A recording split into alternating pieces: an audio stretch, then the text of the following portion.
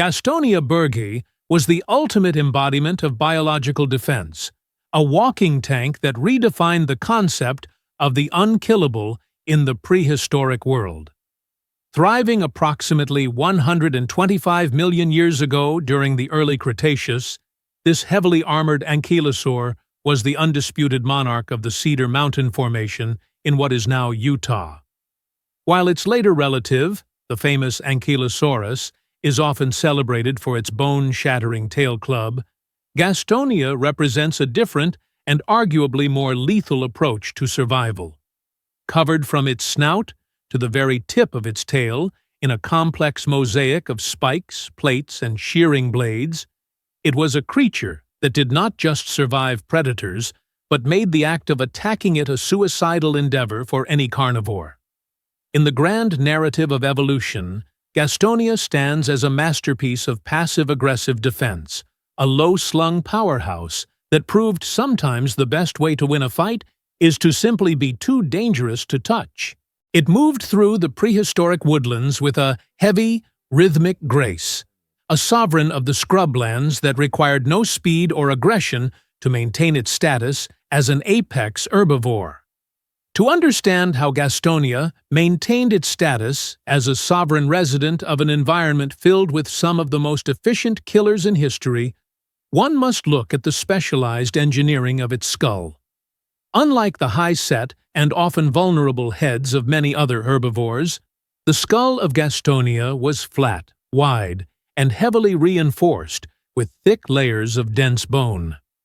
This anatomical design was the ultimate solution to the problem of a predator trying to deliver a killing blow to the brain or the delicate structures of the neck.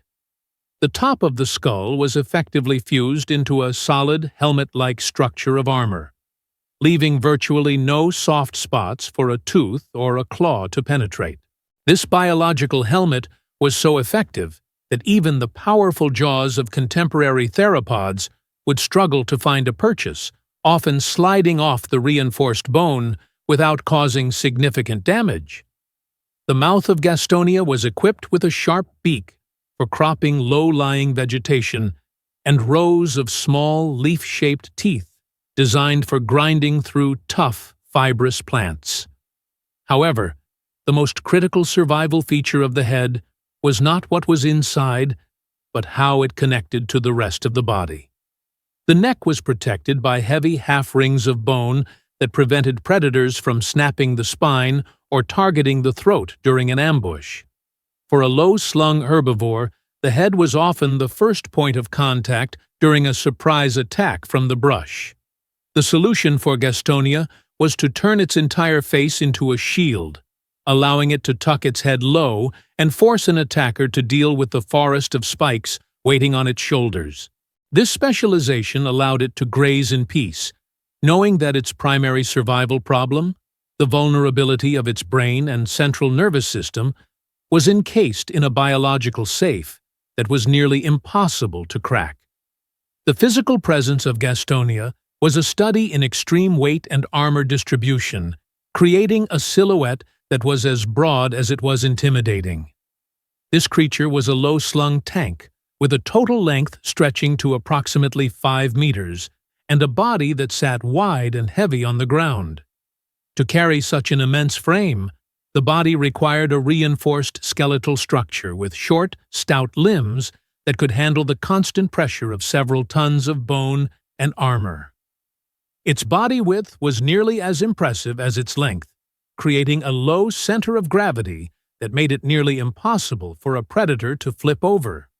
A common tactic used by larger theropods to reach the soft underbelly of armored animals. The total weight of this living fortress fell between 1,000 and 1,900 kilograms. This mass made Gastonia heavy enough to anchor itself against the powerful strikes of even the largest theropods, turning it into a stationary fortress during a confrontation. Being a multi-ton armored animal in a warm Cretaceous environment created a unique biological challenge regarding temperature management. Size and armor often act as a biological hack for defense, but they create a significant problem for the internal organs as they generate heat.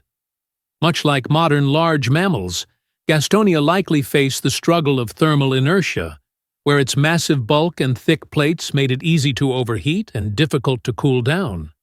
To manage this, researchers believe that ankylosaurs like Gastonia possessed complex, winding nasal passages that acted as heat exchangers, cooling the blood before it reached the sensitive brain. Furthermore, the lack of insulating hair and the large surface area of its bony plates may have allowed it to radiate excess heat away from its core into the air. To further regulate its internal temperature, Gastonia likely utilized mud baths to protect its skin between the armor plates and provide a layer of evaporative cooling. This combination of heavy-duty protection and internal cooling systems made it a perfectly adapted tank for the rugged and often harsh environments of the early Cretaceous. The world of Gastonia was a harsh and semi-arid landscape characterized by seasonal floodplains and open woodlands that demanded resilience from every living thing. In the Cedar Mountain Formation, it shared its territory with one of the most terrifying predators of all time, the Utah raptor. It was a world of giants where survival required either extreme speed or extreme defense. The diet of Gastonia consisted primarily of low-growing ferns, cycads, and horsetails that flourished along the riverbanks and in the damp undergrowth of the floodplains. In this environment, Gastonia was the ultimate defensive specialist, likely living in loose groups or family units that moved slowly through the vegetation. Its eyes were constantly scanning for the slight movement of feathers or the flash of a sickle claw in the high brush. But it did not flee when a threat appeared. Instead, it relied on its armor to do the work. The most terrifying feature of Gastonia was undoubtedly its tail, which served as a lethal deterrent to any predator bold enough to approach from behind. Unlike the clubbed tail of later ankylosaurs, the tail of Gastonia was lined with large triangular blades called scutes that ran along both sides of the appendage. These plates were arranged in such a way that when the tail swung, the blades acted like a pair of giant serrated scissors. If a predator like a Utah raptor got too close, a single sideways swipe of the tail could slice through muscle and bone with terrifying ease. The ecological role of Gastonia was that of a niche blocker, a herbivore so well defended that it could occupy high-risk feeding grounds that other dinosaurs were forced to avoid. For a fully grown Gastonia, the predators of the early Cretaceous were more of a nuisance than a true threat. It was a monarch of its own personal fortress, moving through the world with the slow and confident pace of an animal that knew it was practically untouchable by anything with teeth. The reign of the living fortress finally came to an end not because of a failure in its legendary armor, but because the world itself underwent a fundamental transformation. As the early Cretaceous transitioned into the late Cretaceous, the climate and geography of North America shifted dramatically. The rising sea levels created the Western Interior Seaway, a massive body of water that split the continent in two and fundamentally altered the ecosystems that Gastonia had mastered for millions of years. This was a death sentence for a creature built for a specific type of arid woodland and seasonal floodplain. As the landscape became more divided and the climate became more humid, the open forests Gastonia relied on began to disappear. The shifting climate also triggered a massive change in the vegetation of the continent. The ferns and cycads that provided the primary caloric intake for Gastonia were slowly replaced by the rise of flowering plants and different types of forest structures that required different digestive specializations. Furthermore, the predator-prey dynamic was evolving. New types of predators emerged that were even larger and utilized different hunting strategies that potentially bypass the shearing tail defense of the Gastonia lineage. Like many other highly specialized animals throughout prehistory, Gastonia was a victim of its own success.